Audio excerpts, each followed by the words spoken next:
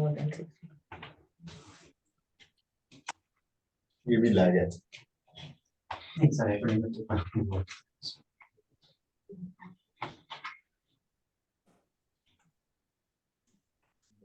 Lag.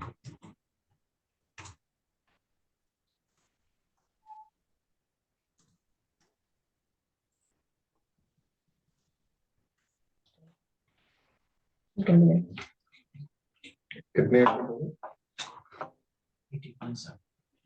Let's start. A very good evening to all of you. Thank you for taking time out from your busy schedules to join us today evening. I am Rashmi Sadanandan, handling the BPGP program.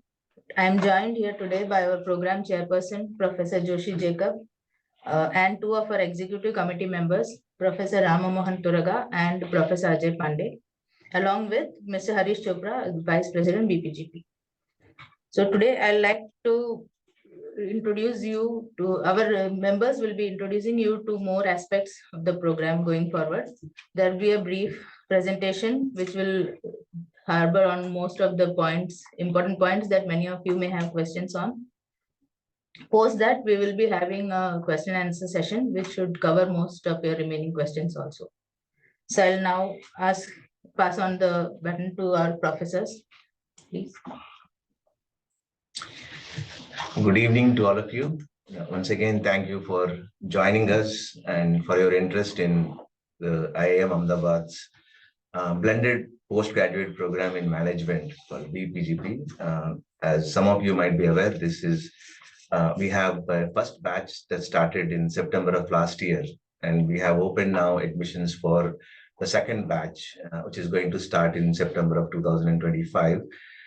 We will take you through some basic information on the program and a little bit about our current cohort that we have recruited and give you some broad idea on how sort of the admission process works, for the next batch. Right?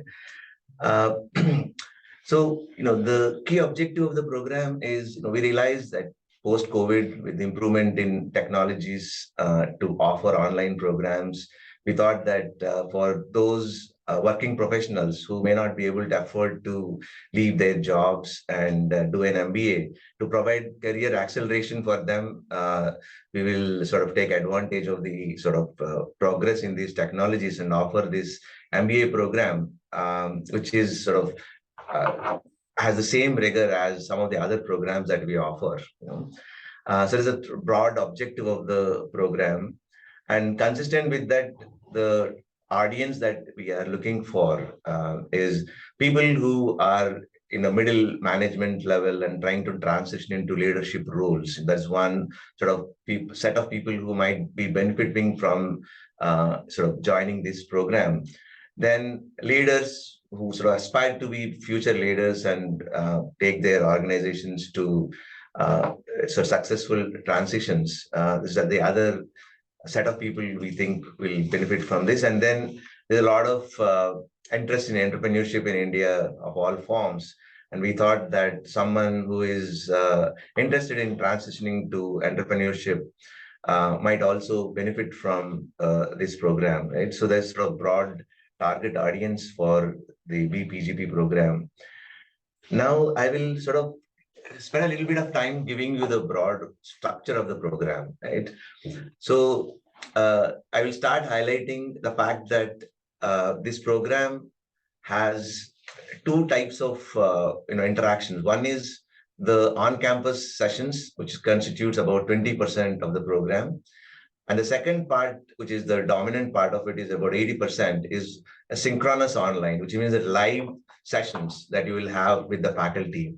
That is where this program is a little different from many of the other programs offered both in India and across the globe, where we don't have any asynchronous sessions. Asynchronous means that a faculty would pre-record a session, and then they allow the students, the participants, to see that for fulfilling their credits. So this program distinguishes itself from the fact that we have only live sessions, either conducted online or on campus, right?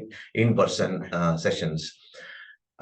Broadly, some of the other details include it's a 2-year program spread over 6 terms, 3 terms in each year. We also have sort of a flexibility to complete the program in 3 years instead of 2 years. And we'll be happy to talk about it if some of you are interested in understanding how that works. The total contact hours about 900. And we offer these program on 4 days, 2 sessions per day. Typically, they happen between Thursday and Sunday. This is particularly applicable for the first year of the program, where we teach all the core courses, right?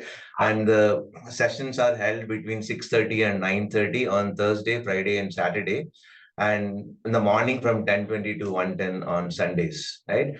And in IIMA, each session means it's 75 minutes long, right? We also have on-campus sessions. Typically, each term starts with a 1 week of on-campus sessions, right? And as I said at the beginning, we plan to start this batch starting from September of 2025. Much of this information is already available on our website as well, so you can look up if you want more information on this. But I hope this gives you a broad sense of the program. I will go a little bit into details of what I have just said. So in terms of structure, over the 2 years, we will have to fulfill what in our language called credit. So 36 credits. Each credit will be counted as 20 sessions, right? As I said, each session is 75 minutes long, right? So there are 36 credits that you have to fulfill, 18 in the first year and 18 in the second year. The 18 credits in the first year are all compulsory courses, right? Everyone in the batch must take those courses and sort of complete those credits, right? The second year is we have a small module which has compulsory courses. Again, like in the first year, those 1.5 credits have to be fulfilled by everyone.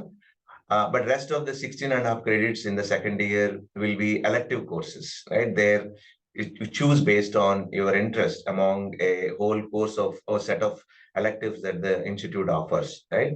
And in the first year, apart from the compulsory courses like live online sessions and in-class sessions, there is also a summer project, which is again mandatory, which is completed between the break in the first year and second year, right? It comprises of 2 credits, equivalent to 2 credits, and I will talk about that project a little bit later. So that is the broad structure, right? You have to sort of complete 36 credits over 2 years. In terms of the details of the courses, the core courses broadly deal with business environment, like social, cultural, and legal environment and economic environment of business. Then we will have some courses in operations and decision sciences, introducing you to the decision-making frameworks. And we have organizational behavior strategy, and so where we talk about leadership and organizational behavior. And there is functional core in marketing and information systems, and one of those. The core courses broadly cover these, what we believe are essential elements of a management program, right? And then we have electives that are offered by our faculty across different functional focus: finance, marketing, strategy, HR, and information systems. And typically these courses cover a variety of industries, fintech, healthcare, professional services. And some of these courses will also give you a more advanced understanding of some of the decisions tools that are emerging and are becoming central to business today, right? The artificial intelligence and machine learning and big data analytics. And of course, we are now quite known for our entrepreneurship programs, particularly with the IIMA Ventures at the center of a lot of activity around entrepreneurship. So there are also electives offered on entrepreneurship. In terms of the applied focus, we have again, in these electives, we will have manufacturing, services, technology, and we have a public systems group which offers a bunch of courses around public sector, infrastructure development, utilities, and even non-profits, right? So this is broadly the kind of courses that you will be exposed to between the core and the elective courses. I spoke about this projects. There are two kinds of projects. The one I spoke about is the mandatory project that you have to do at the end of the first year before you enter the second year, which is for 2 credits, and what we call live project. And we take advantage of the fact that all of you are working and on a daily basis deal with real world problems, right? That you want to find solutions to. And this summer project, while it is not mandatory that you pick a project from your own work, but we strongly encourage you to use this opportunity to pick a problem that you are trying to, sort of figure out in your own organization, in your own work. And with the help of a faculty who will be your supervisor, right? Try to structure a project around that program. It's 2 credit and it's mandatory, right? You can also pick a project that is not necessarily coming from your work, but we strongly encourage you to sort of use this opportunity to do a project that is directly relevant to your work. The second kind of project, which is optional and is typically it's for 1 credit, that comes in the second year, right? Where either an individual or a small group of people, 2 to 3 participants coming together, structure a project, right? It could be typically on a topic where you may not have exposure otherwise through the elective courses that we offer, right? You pick that, and with the help of, again, a project faculty supervisor, you can do a project course that will give you 1 credit towards the fulfillment of your required credits, right? So that is an optional, and you can do that in lieu of some of the elective courses that you have to do in the second year, but subjected to certain limits on how many of those courses you can do per term, right? So that is the optional course that project course that comes in the second year, right?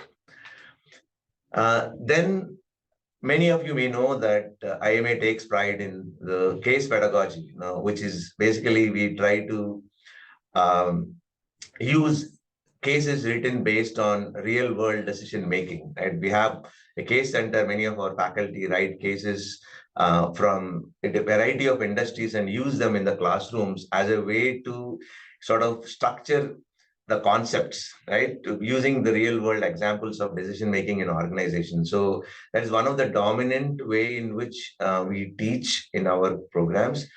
And apart from that, we also, depending on the type of course, lectures, role plays, simulations, and sort of peer-to-peer learning, mainly through many of the courses will have project components that are group-based, where the groups that either we create in the first year or you create yourself in the second year, a bunch of people can come together and work on sort of learning as part of the coursework that you do, right? So these are broad set, but predominantly we use this case pedagogy as the primary tool through which we teach, right?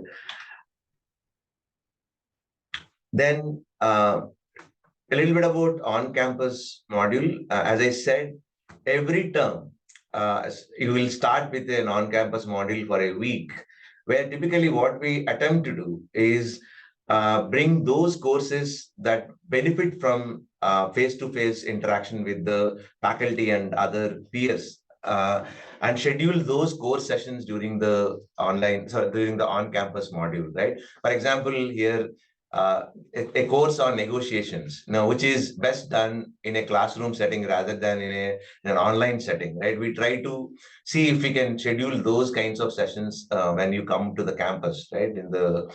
Similarly, the game theoretical models, which require sort of on face-to-face interaction. That's what we try to schedule during the on-campus module. The other thing is that, the campus sort of a very vibrant environment in terms of many centers that we have, where you can come and talk to these centers and try to see if you can do something with all the ecosystem that is available, including we're one of the best libraries in the country that the IIMA has, right? So it will allow you to, and also additionally, on-campus modules also give you opportunities to interact with participants in the other programs, right? For example, we have the 2-year MBA program and the 1-year PGPX program, and learn from other programs, not just from your own peers, right? So that is broadly how we are trying to structure and implement these on-campus modules. And to highlight, we would like to say that we call this program the blended PGP. The degree you will receive is a MBA degree, right? Master of Business Administration. The blended program is basically the nomenclature within the IIMA to reflect the fact that you have both an online and on-campus module, right? But the degree that you will receive is called Master of Business Administration, like our other programs, right? Well, as you know, we already have one batch which is in its second term right now. They have completed their first term. I will give you a brief overview of the batch. So right now we have 138 students. For ease of learning, we divide them into two sections. In the first year, when they said all the courses are compulsory, the average age of the cohort that we recruited last year was 32 years, of which and a quarter of the 138 students are women. The work experience is about 8 to 9 years, the average work experience of the cohort, right? In terms of the industry represented, we have a whole range of industries that are represented among the 138 participants that we have, including some of them are like entrepreneurs, right, who want to accelerate their progress in entrepreneurship, right? So finally, the eligibility criteria and some admission process. Let me emphasize that most of the information is already available on our website, and we strongly encourage you to explore our website and get back to us if you have any specific questions. What I'm going to do here is highlight some of the key things that you should keep in mind when you are applying. The first is the criteria for who is qualifies to apply for this program. We are looking for at least 3 years of full-time work experience after your bachelor's degree, right? That is counted as of 31st March of this year, 2025. And you must be at least 24 years old which means that you should be born on or before 31st March 2001, right? An educational qualification is a basic bachelor's degree in any discipline. The 3-year degrees, bachelor degrees also qualify, which means that you need a minimum of 15 years of formal education. And 50% marks in aggregate in equivalent CGPA from a recognized university is a minimum, right, across your academic career. Right? This is the basic requirement, right? And then in terms of how this works, the first thing that keep in mind is that you need a test score. And to give flexibility, we allow 3 kinds of test scores.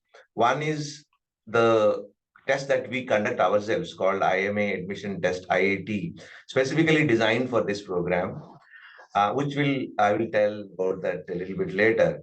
Then you could have taken a CAT within the last 5 years, and have that could count as a valid score to apply.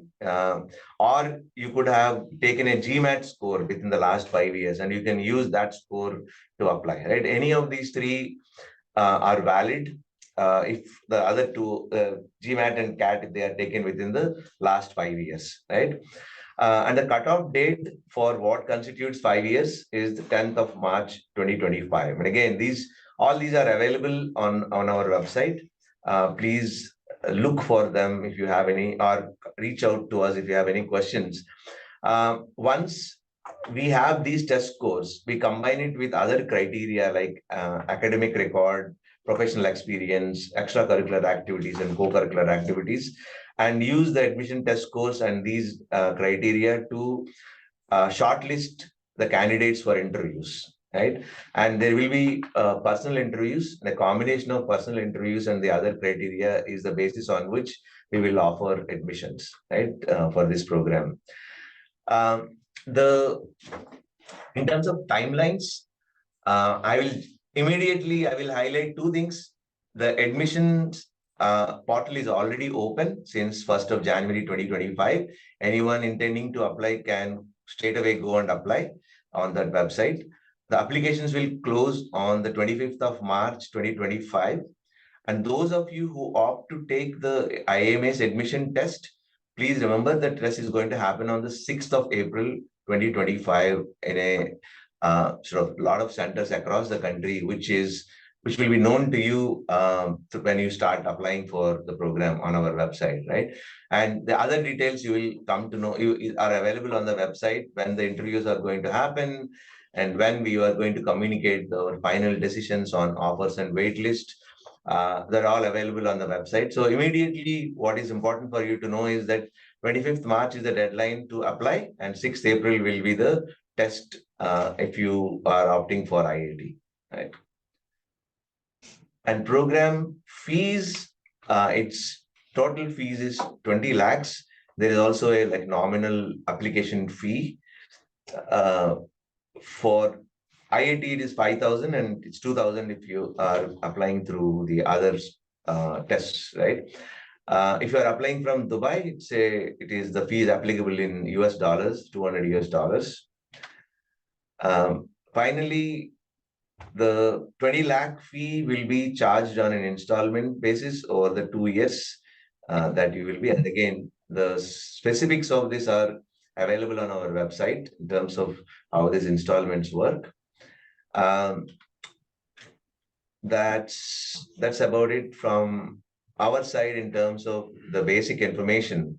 Now we will open up for questions. Thank you for those of you who have already typed their questions on the chat box. What we are going to do is there are two modes. One, some of these questions will be directly answered on the chat box wherever that is possible. And you can raise your hands and we will sort of select some of you to unmute yourself and ask the questions to which we will respond. Thank you. We look forward to your questions. So we have a question here from Mr. Shekhar. He is asking on whether topics like Gen AI, product-led growth will be handled in the course later on. Also, how is the course tweaked to cater to new age skills for generalists? And would IIMA have any issue if we move out of their current organization in the middle of the program? So are there any concerns on that? So shall I take it? The first part of the question is about how specialized and choreographed are the courses to meet the new age skills. The first year course, as you would imagine in any MBA program, the first year courses are relatively generic and focuses on building the foundation. But in the second year, you would actually find a lot of electives which are actually focused on the specific topics that you actually brought about: artificial intelligence, product management. We have something like 240 electives roughly on campus across different programs: PGPX, PGP, and PGP FABM. So one can really choose a variety of them based on your interest. As my colleague had pointed out, there are a total of 18 credits that you are required to complete in the second year. Only 1.5 credit is out of compulsory courses.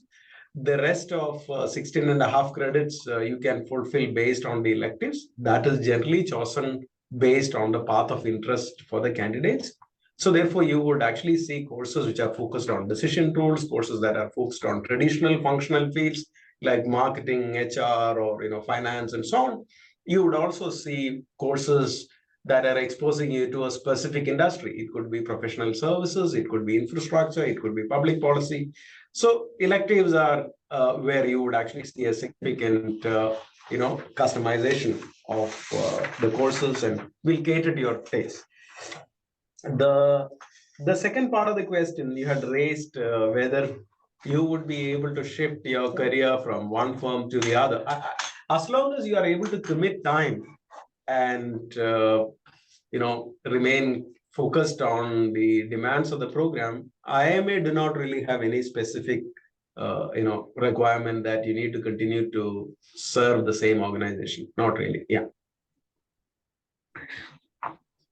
I hope that answers your query. Pratik Kapoor, you may unmute yourself and ask your question.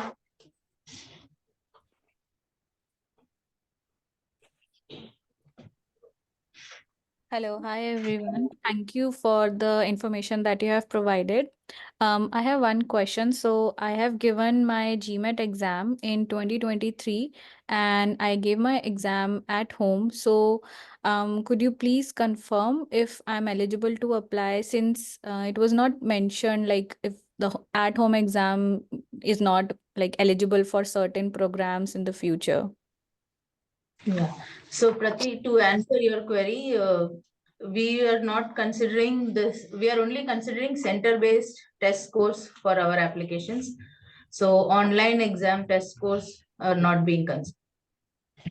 Can I please know the reason for the same, please? So basically, these test scores, this is part of the admission, the decision on based on the admissions committees from our end. Ajay may want to supplement the. Okay, so I hope Ajay, Ajay, yeah. Am I audible? Yes. Okay, so I think generally during the era when everybody was forced to take the test online, there were both media reports as well as from the grounds up, including people from within GMAC,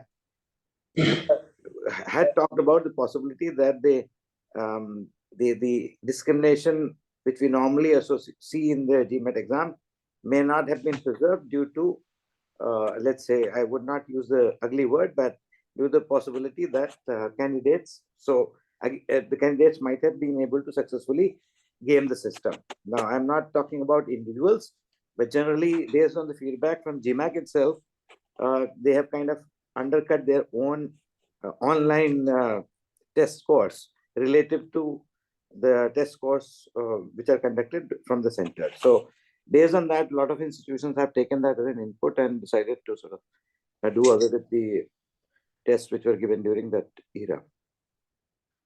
So now this may not be very sort of nice to hear, but that's what the ground up report which we have. Okay, taking the next question, Mr. Asif Iqbal, you may unmute yourself.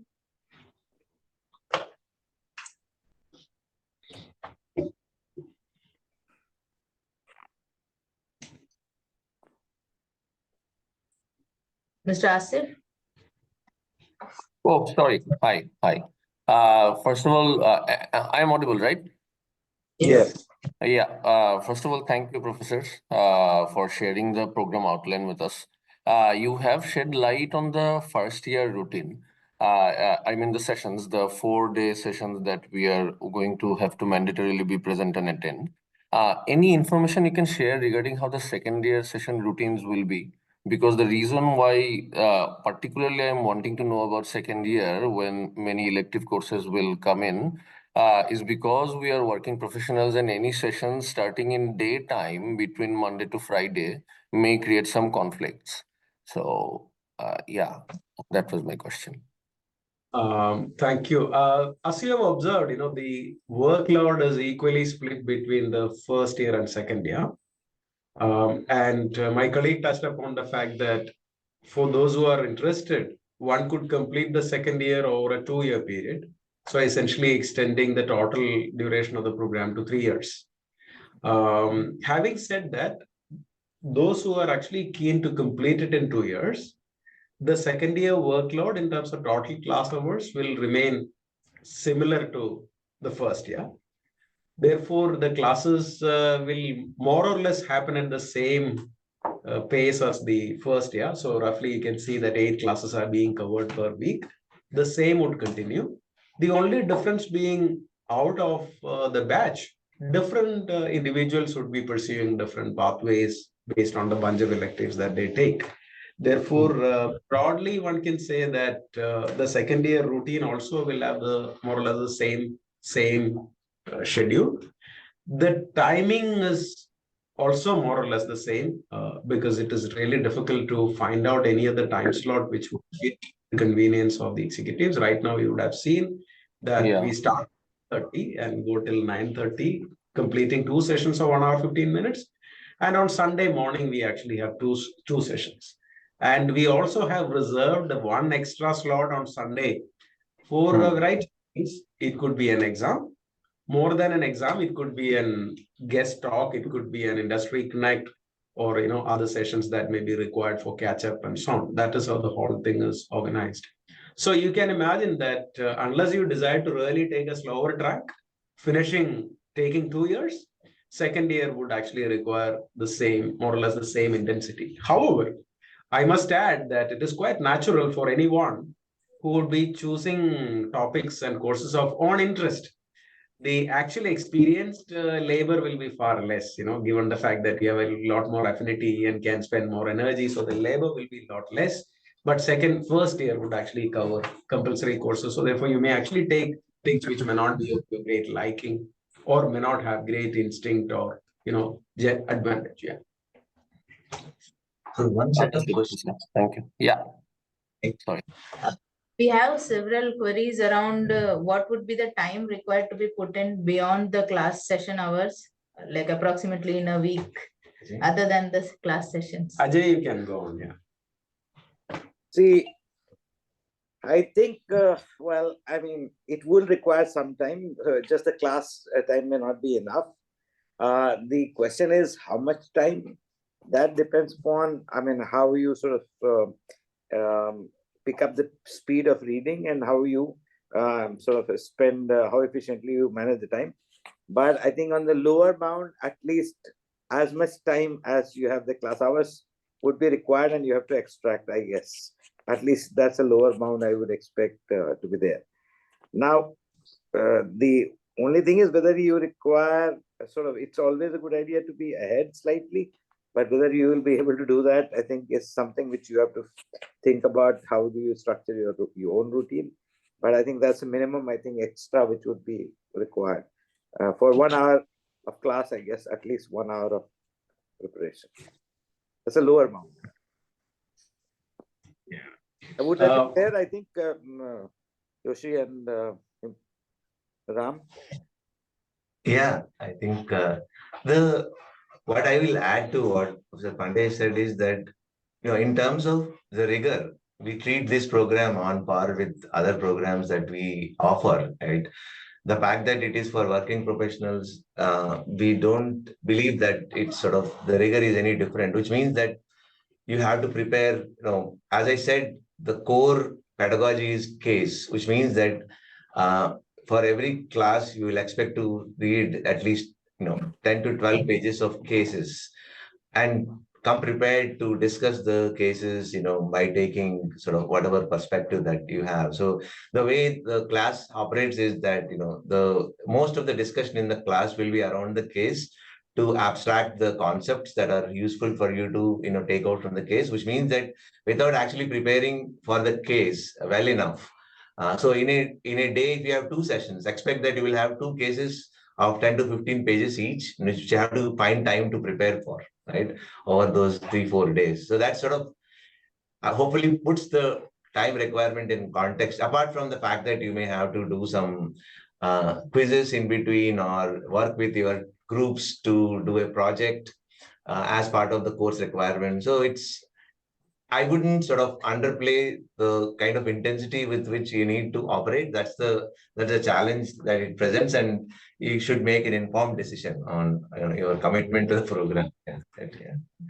So somewhat on the same lines, we have some other questions asking whether this program degree will be equivalent to a full-time MBA degree, and what is the difference between the BPGP degree and the PGP degree, right, on basis of syllabus also. That's right. I also noticed that there are 2 related questions.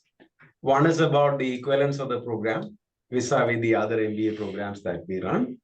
And the twin question is about, what is the career support, placements. I thought we'll take it together and my colleagues will add to this.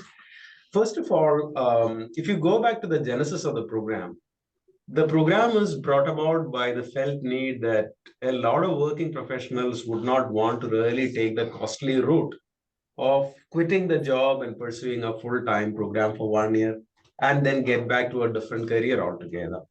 So therefore, we thought, okay, by giving them the same learning intensity and experience, candidates will actually be able to stay back in the job and bring enough learning so that their career is faces greater acceleration. So having said that, let me now first attempt to clarify on the first part. IIMA consider this program as one of the triads of the MBA programs that we do. We have 3 programs.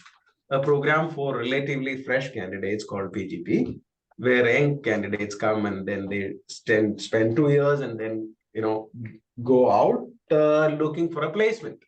There, of course, the institute extends career support where students bring in their own effort and try to secure a job for them. The second MBA is a PGPX where candidates are actually here on campus full-time, quitting a job, and they also are desirous of career shifting and so on. So they also have the full career support. In this program, since the candidates, of course, let me just first address the question of rigor and comparability. Actually, the online MBA program is very close to the PGP in terms of the total credits that we are covering. It is more than PGPX because PGPX being a 1-year program. And by way of rigor or intensity or any other component of the academic evaluation, there is no difference. And as we had shown you, the certificate actually awards you an MBA.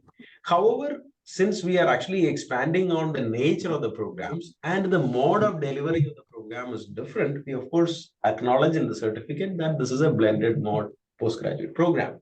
Now, of course, as some of you may know, last year we had actually called this as online MBA, but then we figured out that the program at IIMA is quite unique. We actually provide, only live interactive sessions, and therefore the program need to really stand quite distinctly, right? So therefore, in terms of is this a full-time MBA program? The answer, it is not full-time. It is a blended learning program, but is it MBA? It is by all means of our recognition, it is a full-time MBA from IIMA and would allow you to really become eligible for anything else that a degree will allow you to do from IIMA. So there is no difference. Now coming to the career, of course, we have right now a batch of 138 and we are all quite happy to understand that these are candidates who had actually had very successful career gradient. And most of them would like to really benefit the program to really accelerate or build further gradient in their career. Some of them may be even thinking about shifting. Now, we don't intend to really organize a placement from the side of IIMA at the end of this program because people are already on, most of them are actually already on promising career. However, there may be a cohort or set of students who may be interested in career shifting, leveraging the degree for their own good. For that, IIMA considers it is important for us to really build equity for this program. As long as the employers recognize the program as something which is really as rigorous and value adding as it is, the extent to which in your organizations or elsewhere, if you desire at any point in time that you want to shift out of career, the batch has the full potential and the flexibility to really leverage the IIMA degree and the experience and the network for building up their career. So currently, how the students are actually going to benefit out of this, how do they want to really convert that into a systematic career building approach? We haven't yet gotten there. Right now, we are actually focused on building the equity for the program among the employers so that the program get the same recognition as you would get for, let's say, post-experience program like PGPX. That's where we are right now. Yeah, so basically we hope that it will either help you accelerate your progress within the same organization that you are already in, or it will provide you the kind of leverage you might need to shift your career into a different sort of field or sort of maybe move to a more sort of leadership positions. As he said, right now we are So the one of the things that we do in order to sort of, he said, the question of building equity, one of the things that we are doing is that for example, the first batch of BPGP, we have a separate page where we provide the profiles of all the participants to give exposure to the participants who are participating in this program. So one of the things is what we are trying to build equity is through popularizing this the participants of the program through the IIMA website, right? Mr. Ajay, anything that you want to add here? So 3 things. I think the answer to the question is technically it is like an MBA. That is true. Second thing is our focus is currently in selecting the best participant and making the program rigorous so that the equity builds up of the program. Then third thing, finally, if we are looking at how valuable it will become we hope that if we get the first 2 elements right, I guess we'll be there. So as of now, it's early days, but we hope that as we have started and we have made good moves, so we hope to see that the program will get recognized. On the structure of the program, we have recognized some questions. So therefore, one of the questions that seem to appear a couple of times is about exams. So in fact, let me sort of draw out from the experience of the current batch. As my colleague had shared, we have 138 students who are admitted in the program. We have completed 1 term. The second term is in progress. A term typically has 6 to 7 courses, and the courses, depending on the nature of the subject matter, there could be quizzes, there could be midterm and end-term examinations. So, for example, last term we had a total of 14 exams. It does not really mean 2-hour exams, all of them. It could be a 30-minute quiz, but there were 14 separate elements of evaluation. So therefore, it's not a program in which we would actually allow candidates to not learn from the experience and reinforce that learning through exams. As some of you would agree that exams actually serve 3 purposes, right? One is to really reinforce your learning.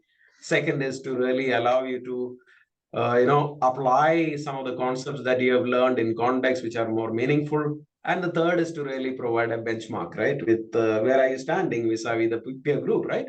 So therefore, we think it's important to have exams. And I am actually doubly confident now from the feedback of the first batch. They don't want really the rigor to get diluted. So there will be exams. Now, what will be the schedule like, therefore? The second question.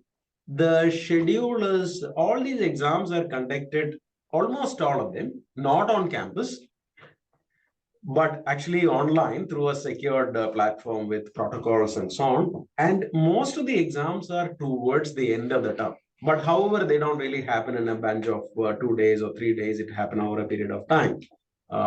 So therefore, exams are part of the rigor of the program. Yeah. So there has been some questions regarding the faculty who will be teaching these courses. So I think that Professor can clarify. Yeah, I think there is related questions on that. Is it an IIMA program or a mixed delivery? And let's make it very, very clear that this is an IIMA program, like any other IIMA program that is currently being offered. A 2-year MBA or 1-year PGPX. It is fully an IIMA program. No one else is involved in delivery of this program. And the same faculty that teach in every other program also teach in this program. Right? This is an IIMA and IIMA only program. It's implemented, is operationalized in the same way we operationalize any other program, long duration MBA program that we offer. Right. And a related question that has come up and it's going around is like, is it a program that is accredited or eligible? See, IIMA today is actually an institution recognized by the Act of Parliament. We have the full power to really grant degrees. So therefore, the moment IIMA confers the degree, it is not different from any other degree offered by any other entity. So therefore, there is no distinction between, we don't need external validity from a legal standpoint.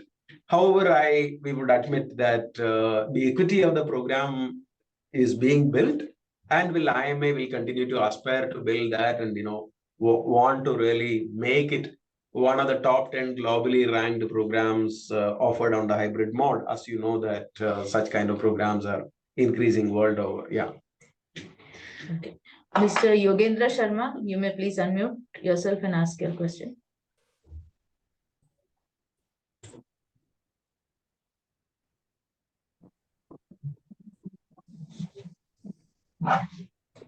Hello, Yes. am I audible? Yes, yes. Yeah, first of all, thank you for providing me the opportunity to ask my question, and thank you for organizing this webinar, the IIM BPGP team. I quickly had one question around the work experience of the first cohort. The average work experience is slightly on the higher side, let's say 8 to 9 years of work ex. So I wanted to ask, are there candidates who also had on the lower side of work ex around 4 to 5, or let's say 5 to 6 or 3 to 5 years of experience too? So we have, as you might have seen during the slides, so you are eligible as soon as you complete 3 years of employment. So, and we definitely have people who have just completed that 3 years as well.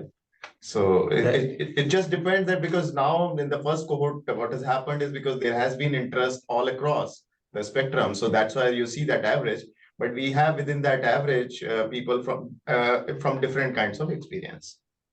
Yeah, the 8-9 years is average experience, right? Which means that there are people who have less experience than that, and people who have more experience than that, right? So, yeah, the minimum requirement is 3 years.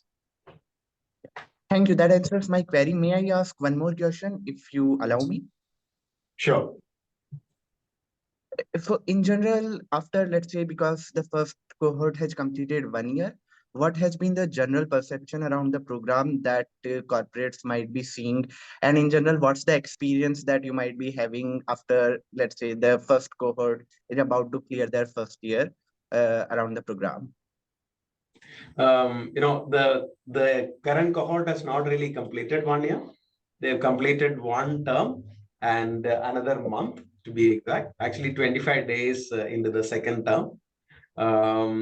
Of course, I would encourage you to really get in touch with, any one of them to really get from the horse's mouth what are doing their experience. However, let me add, what is our experience of the batch? The overall experience had been very comparable to any other program that we run on campus in terms of the quality of the cohort and the engagement that faculty has in the classrooms. I'm sure that the students would actually attest for it. We also feel that they are quite charged and extremely engaged with the process of learning. That's the second feature that we have. Getting back to your second part of the question, like what is the recognition within the corporate? Of course, we are yet to assess in terms of the recognition of the learning of the candidate, being put to work. If you're asking, quote unquote, what is a career mobility that has happened? That hasn't happened as yet because it's too early to really judge on that. Of course, one can say that the current cohort of students are extremely happy, recommending the program to be taken by their colleagues, by even their seniors, which I think is a testimony to probably the experience that they have.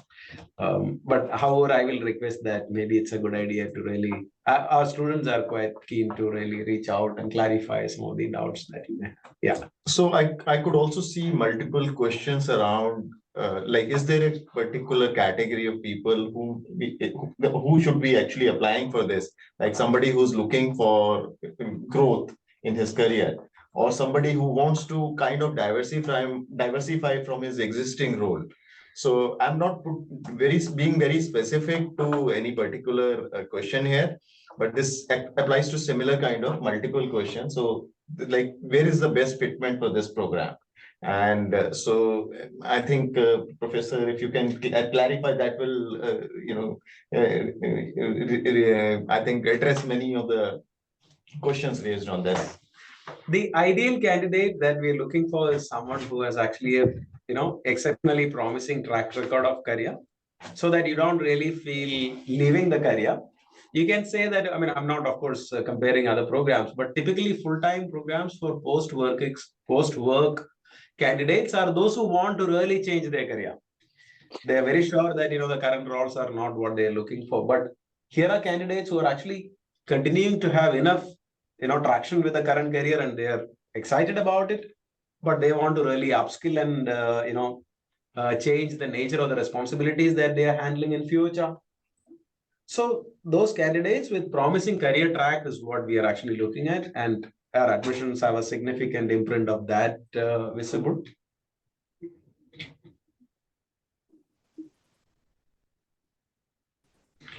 Okay, Ms. Dipali, you may please unmute and ask your question. Yes, thank you for giving me the opportunity to ask my question. So yes, my question is, if someone is flexible to do a 1-year executive MBA or the blended PGP, so according to you, which is more significant and more valuable in terms of career growth? Ajay, you might want to respond to it. It's a tricky question. The only thing is, see, the point is there is a risk which you take when you cut off your current sort of, when you resign and come and join the PGPX program. So you have to build up, you have to use your prior experience in order to really sort of aspire to take up a bigger, better role in terms of responsibility, in terms of pay, and so on and so forth. Here, what we actually are targeting the participants who are comfortable in their space, wherever they are doing. It's just that they are prepared, they are more sort of interested in preparing themselves for what might lie ahead, maybe 2 or 3 or 5 years down the road. And so that they can sort of prepare for the bigger roles as they're working. So they're happy with the current role which they are having. And so the profile of the participants is very, very different. Motivations are very, very different. The risk taking is also very, very different. So I don't know how to compare. But these are basically attributes. Okay, got it. Thank you.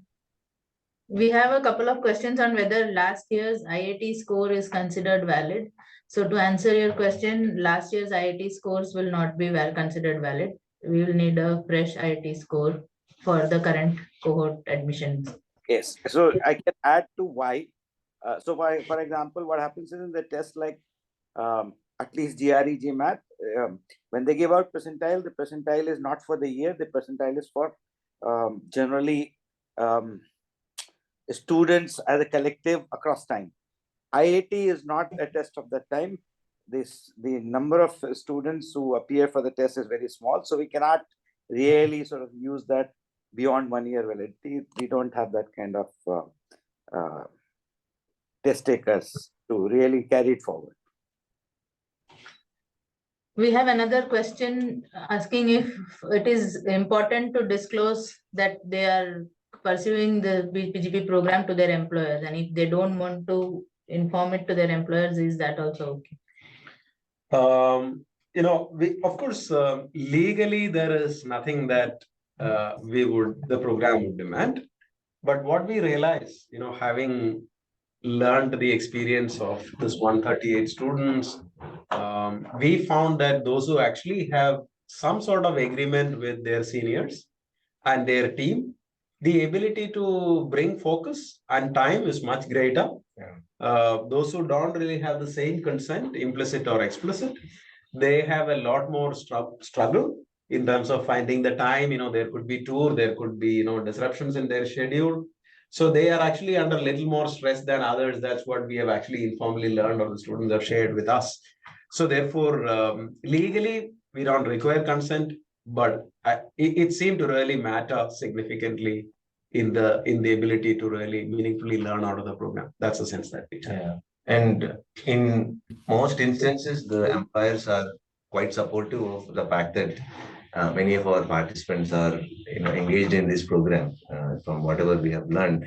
In fact, we have a few number of cases where the employer is also sponsoring the candidates for pursuing this MBA. Right? So that sort of gives you a sense of the kind of support that they are receiving from their employers. Of course, all employers are not same. So you'll have to make a call based on your own circumstances. But as he said, we don't require that you get a sort of no objection certificate from your employers to do this program, right?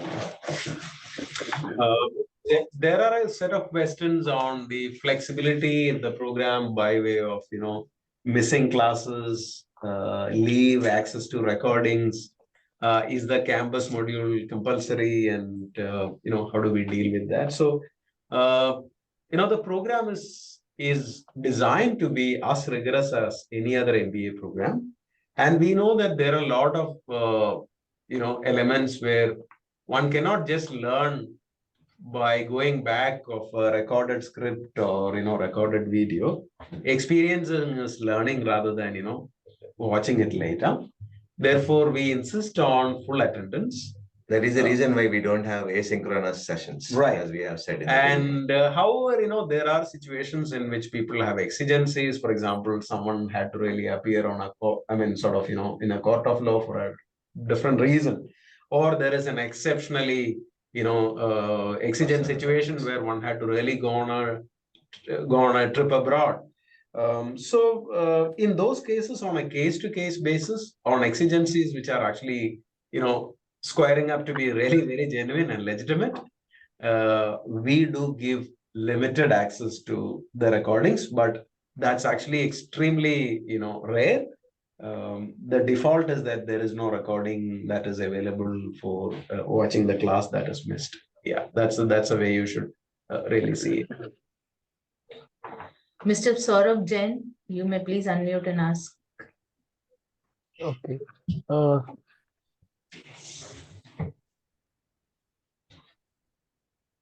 Thank you. I'm Ahmedabad faculty for giving me chance to ask my question.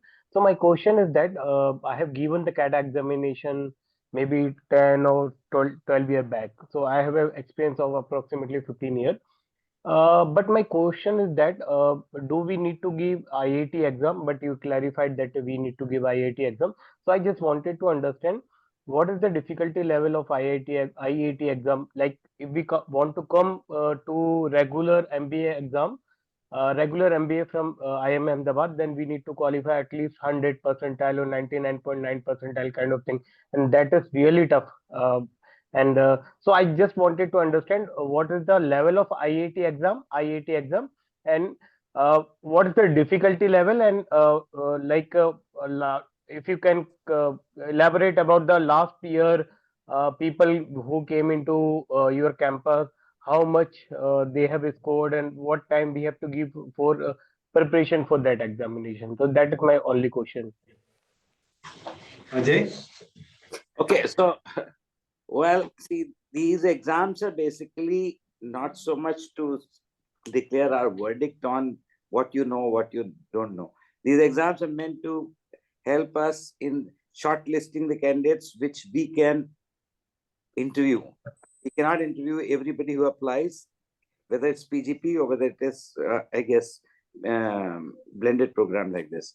So don't worry about this. Of course, the test will be testing your basic ability to do some quantitative thing, which will be of the level of 10th, 12th.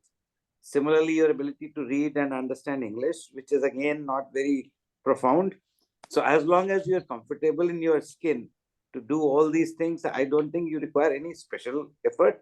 But yes, if you have never bothered to sort of apply your mind, maybe a little bit of practice might be helpful. But don't overspend time. That's what I would recommend. Okay, thank you. And one, sorry to interrupt. Just please continue. I just want to add the sample questions representing each of the three sections: verbal ability, quantitative ability, and logical reasoning, are actually available for you to go through so that you have a sense of broadly what the IIT is focused on. They are on the website, and that will also give you a sense of the difficulty level that you are asking about. Right? Okay. And am I allowed to ask one more small question? We can Please go ahead. Okay. So my second question is that I have an experience of at least 14 and a half years. So I just wanted to understand, will this kind of MBA will help me to switch my career from currently I'm working in manufacturing sector, and I'm working in a middle level of management, you can say.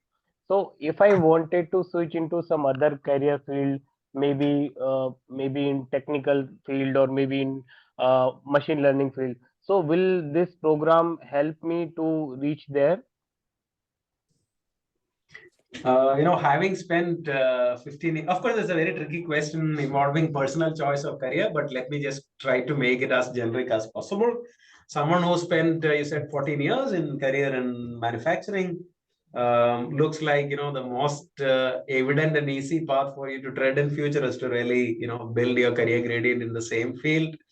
Now, if I were to really switch to the second part of the question, you're asking whether it will actually allow you to specialize in something like AI, ML, and so on.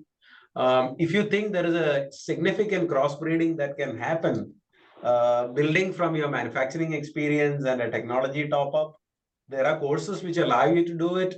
But would it be as specialized as you doing an engineering course of 4 years on AI, ML, or computing? The answer is no. So therefore, to the extent that you can build upon from your experience and that feeds into the new field, there will be potential. But the most sensible, pathway that one can think of is to really build, further up in the same field. We have a question here asked, what exactly are you looking from this program on the basis of diversity in the background of candidates? Meaning if maximum number of candidates are from engineering background and coming for the program, is that okay?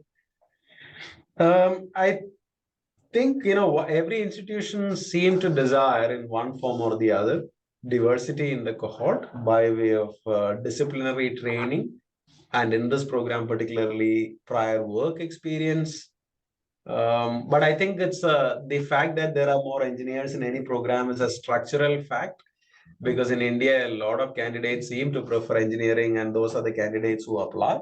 So within that degrees of freedom that we have, I think if you look at the current batch, there is significant diversity in terms of the industry backgrounds that they represent. There are chartered accountants, cost accountants, there are technology specialists, there are fashion designers, there are, engineering hands who are working for companies like Boeing and so on. So you would actually see a whole cohort. And I must also add, there are a couple of people whom we have, they come from the government sector and infrastructure sector and so on. So there is diversity. But if you were to really go back and look at the metric of what is their undergrad bachelor's degree, you would be, you would find that most of them are engineers. That I think is a structural fact. Maybe other colleagues have something to add here. No, I would say that as far as the admission process is concerned, there isn't anything that where we consciously try to, bring diversity. And in the first batch, whatever the admission process we use did bring diversity both in terms of academic disciplines and the industry experience. That's what we expect. But I don't think there is anything within the admission process itself where we are trying to, sort of consciously bring that kind of diversity. That's what I would say. Okay. Mr. Mukesh Satwani, if you would like to unmute and give your question.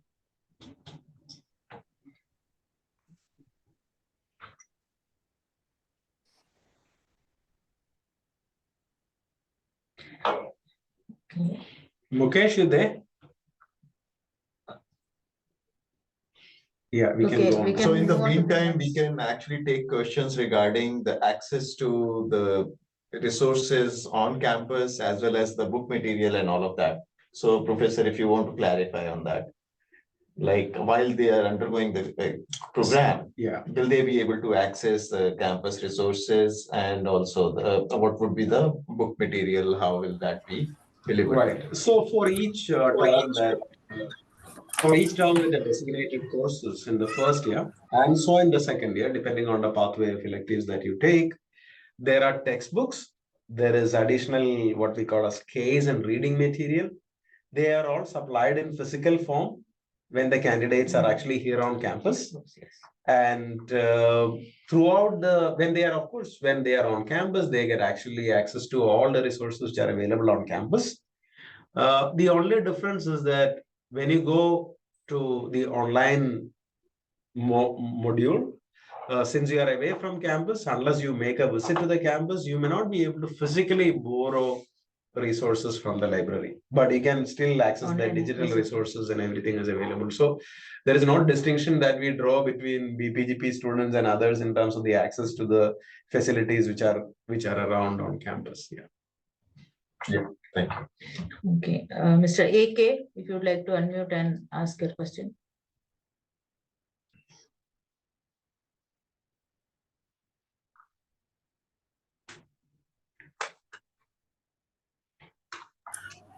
Now my voice coming. Yes, please. I want to ask mainly three questions. One, like last year student, what was the GMAT range for the last year selected students? I think we can refer to that and we can see what information we can share with you. What? The GMAT range, yeah. GMAT. We don't have a ready reckoner right now. Weightage of score and personal interview and professional experience overall, like what weightage? Ajay, you want to take that Yeah, question? what happens if we, as you rightly pointed out, we use all the three matrices, but unfortunately we can't provide the weights because we want to not disclose particularly the interview scores, because that is to protect the identity of those who are interviewing. So it's a combination of the three, but if we start revealing the weights, automatically you can infer how was the interview performance. So we just keep it a little bit shrouded. Shortlisting criteria, I guess, is more visible, but the final selection criteria is somewhat shrouded.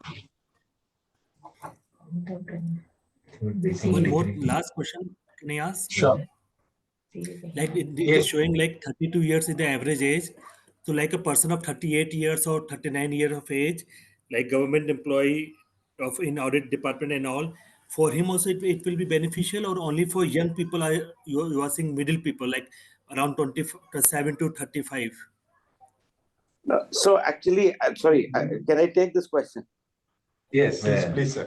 So actually, no program, whichever program you attend to, by default is going to help you in anything, unless you know how you are going to use that program or whatever you are learning, how you are going to use it to further your own either interest or your understanding or your career, whatever you decide. So ultimately, the responsibility of using the program to realize the benefit lies with the participant. This is true for PGP, this is true for PGPX, and this would be true for BPGP. So ultimately, we can only provide an opportunity for you to learn, but we cannot really, it's not in our hand to sort of decide how you are going to use this to further your own career or whatever other objectives you may have. So then, In the current cohort, there are candidates with significant work experience, more than 15 years, also from the public sector and also from the government sector. Of course, how one really channelize the learnings for own career or personal fulfillment is left to the individual, but it's a mix of people with experience of various ranges. Yeah. Rashmi, you can provide some clarification on the IIT examination, like the mode, the date. Of course, we have already announced that the date is 6th of April. 6th of April. But the modalities, like where will it be digital mode, or is it there is a need to go to an examination center, who's conducting it, and all of that? Maybe you can just address that. Yeah, so the IIT, the IIMA admission test or the IIT, it will be an online test which the candidates will be taking from our designated test centers across India and in Dubai also. So there, once you have completed your application, when you are filling up your application itself, you have the option to select the your preferred center for the test. And once the applications are filled up, you will be receiving an admit card with your center details and all. And the test, it is conducted online with and the syllabus or the material considered inside would be similarly on the similar lines of GMAT and GRE. And the sample questions are actually available. You can take a look at it. It's a center-based exam, not an online exam, where your identity will be verified. It is not something that you can take from home. It is online in the sense of you will The be going to a interface- center, and the interface will be using a computer. You will do the exam, right? Online means you can't just take the exam from anywhere you want, right? So we have a specific center in each city that is specified. You go there on the date of the exam, and using the computer provided to you in the exam center, you will do the test, right? And some of you have asked this question on, how large the batch would be and so on. If you look at IIMA's typical tradition, you can see that all our programs, PGP, PGPX, they actually remain as the smallest cohort compared to other IIMs because we don't really expand to scale. The same philosophy will hold for BPGP as well. I think, Joshi, I think one question is about comparing our program with similar hybrid program offered by the other IIM. So you might like to reflect on that. Yeah, so the key difference that we see is, one is I call as, the triple differences. One I call as rigor. There is no difference. We make it as equivalent to other programs in terms of both the learning experience and the evaluation that we conduct. One is the rigor. The second difference that we see is there is actually no content which is, not live.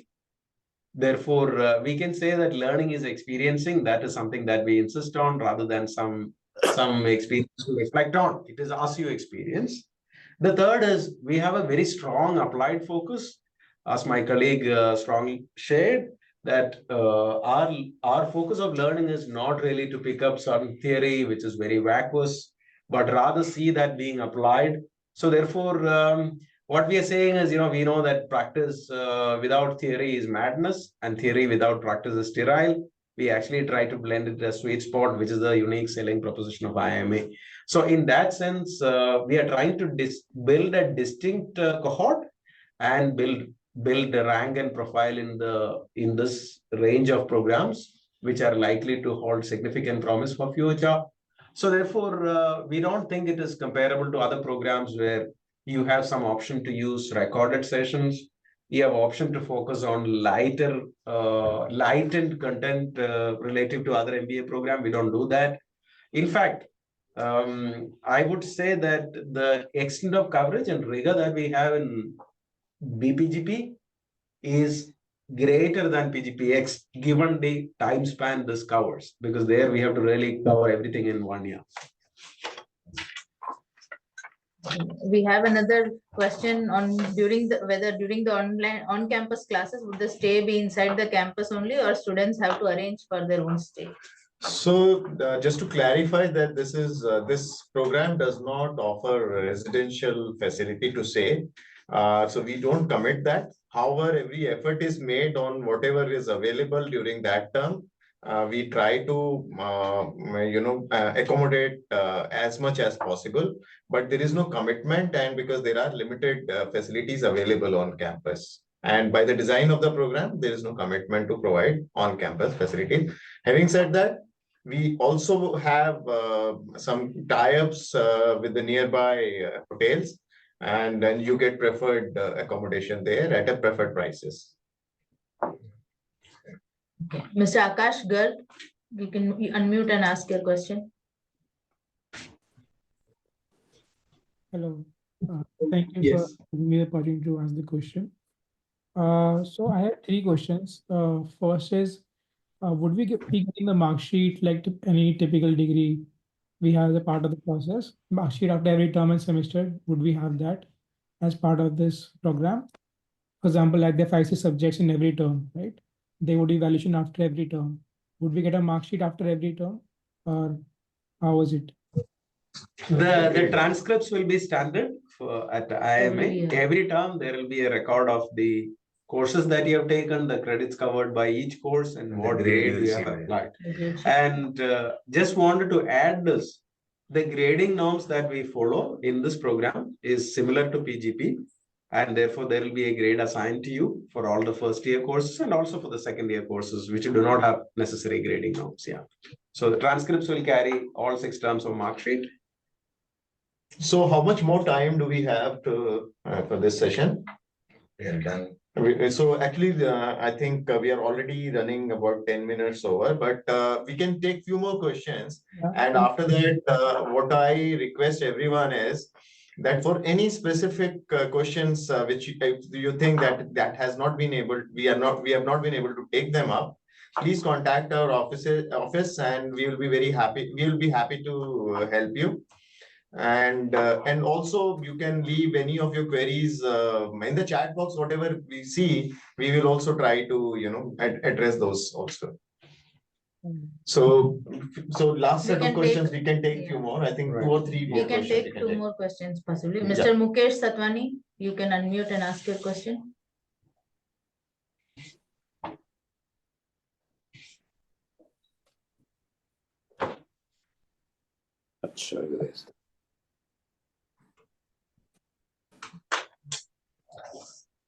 Mr. Satwani.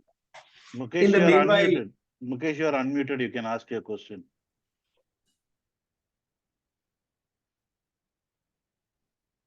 I think in the meantime, there is a couple of questions that came with the same, more or less the same context, that whether there will be a specialization in the second year, will the program will actually lead to specialization.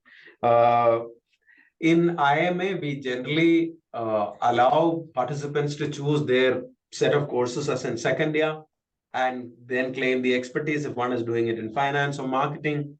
But the program by designation is actually kept general. Often enough, why did we actually not choose to really say MBA finance or MBA marketing or technology? The reason is quite often the job market situations are, varying from point to point, and participants prefer.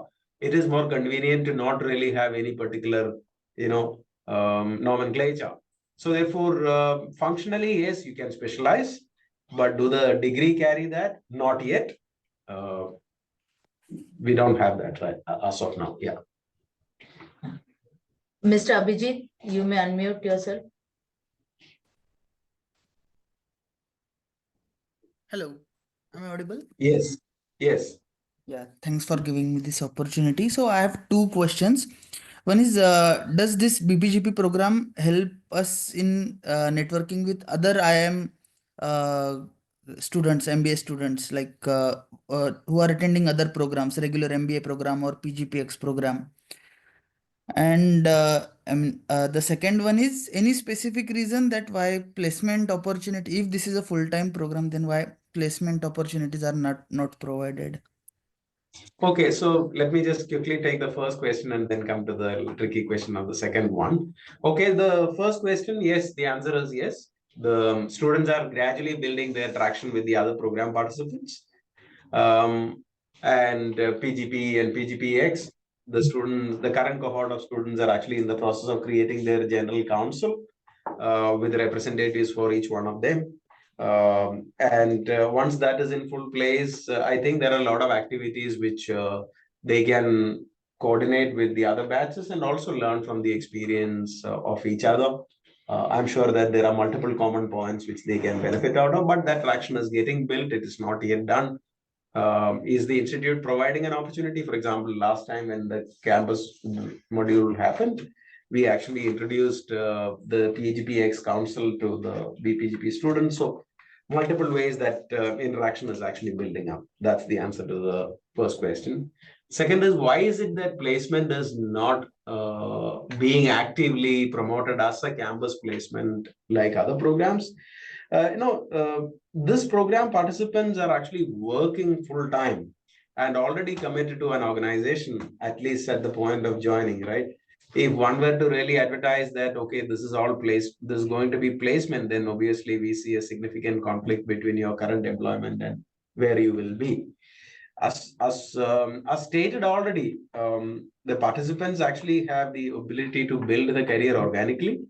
And out of a cohort of X number of students who join, I'm sure that there will be a minority who would want to really seek opportunities, and that they are free to do that, leverage IIMA network, leverage the learning, leverage the program equity, and students will find their own pathways. That's the philosophy that we have. Yeah.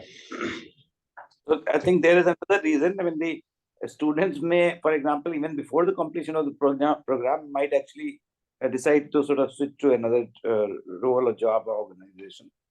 They can do it at the end of the program. They can do it significantly after the program. And that is for them to leverage as to how they want to really sort of play their own career game.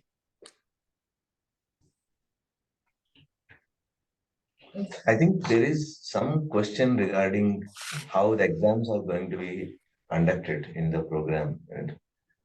So the exams are conducted for each course depending on of course, exams are unique to each course. For example, there are some courses which would actually use applied learning, testing the applied learning based on a case. There may be exams which are actually more direct in nature. So the nature of the exam per se would vary. Now, coming back to the question, how is it being done? We actually have these exams conducted on what we call as a secure platform, where there is a certain vigil and what we call as quote unquote, invigilation, which is in virtual mode. And therefore, we make sure that there is integrity in the exam. Candidates are actually true to themselves when they are doing it, and there are all fair means deployed. All exams are actually conducted, most of them, except one or two, are all done actually online and have the same rigor and approach that we have for exams of other programs. Yeah. So when some of the exams may be conducted when you are on campus for your modules, right? So, but when the exams are conducted when you are back at your place, then they are going to be just like the way you take classes, except that it will be proctored through this secure platform. Yes. Right. Yeah. So there's one more thing which I want to clarify based on some of the questions here. So if you have a degree certificate, then you definitely can apply for this. And also, if you have, if you are a CA, if you are a chartered accountant, CS or ICWA, then also you can apply. Saying that it is only optional. Yeah, I guess your specific questions, please feel free to mail us. The team will be very happy to get back to you. We have already shared our email ID and the website details in the chat. You can always write back to us for any queries that you have. Right. Thank you. Thank you. Yeah, for all your enthusiasm. We look forward to many of your applications. Thank you very much. And I would also like to thank our esteemed professors for taking the time out for this webinar and sharing their insights with us, and to the organizing team for organizing this webinar so effectively. So thank you, everybody, and have a good evening. thank you. Thank you.